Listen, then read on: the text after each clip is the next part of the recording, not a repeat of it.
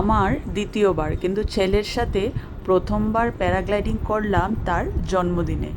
বয়স হয়ে যাচ্ছে, এই সুযোগ কি আর আসবে কোনো দিন? ছেলে বড় হয়ে সবাইকে বলতে তো পারবে যে আমার প্রথম প্যারাগ্লাইডিংটা আমার মায়ের সাথে করেছিলাম, আর সাথে আমার বন্ধুরাও ছিল। আর কি চাই বলো তো? সে যে আকাশ ছোঁয়া অনুভূতি, তাই কি না? তোমরা ভেবো না আমি খুব সাহসী, একদমই না। আগের একটা জিপলাইনিং করার ভিডিওতে তোমাদের বলেছিলাম যে আমার হাইটস ফোবিয়া আছে, মানে উঁচুর থেকে নিচের দিকে তাকালে মাথা ঘোরায়।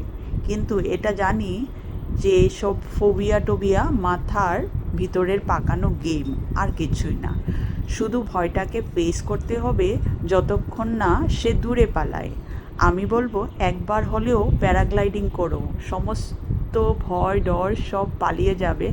আর উপর থেকে জীবনের সমস্যাগুলো অনেক ছোট মনে হয়, একদম পাখির মতো লাগছিল। এই যে আমরা মা ছেলে দুজন উড়ে যাচ্ছি আকাশের দিকে, আর তখনই মাথায় একটা গান আসছিল, জানো। ভয় তো একটু লাগছিল, ভয়ের মধ্যে আমি গান করছিলাম আর ছেলেকেও বলছিলাম তুই গানটা কর। ছেলে বলছে আমার গান করার দরকার নেই, তুমি গান করো। এবার তোমাদের জন্য একটা প্রশ্ন, বলো তো আমি কোন গানটা করছিলাম, আর তোমরা আমার জায়গায় থাকলে কোন গানটা করতে? কে গেল? পান্না গেছে মনে হচ্ছে। আমাদের এই ট্রিপের আরও সুন্দর সুন্দর ভ্লগ রিল আসছে। তো আজ এই পর্যন্ত, সবাই খুব ভালো থেকো, টাটা, দেখা হবে পরের ব্লগে।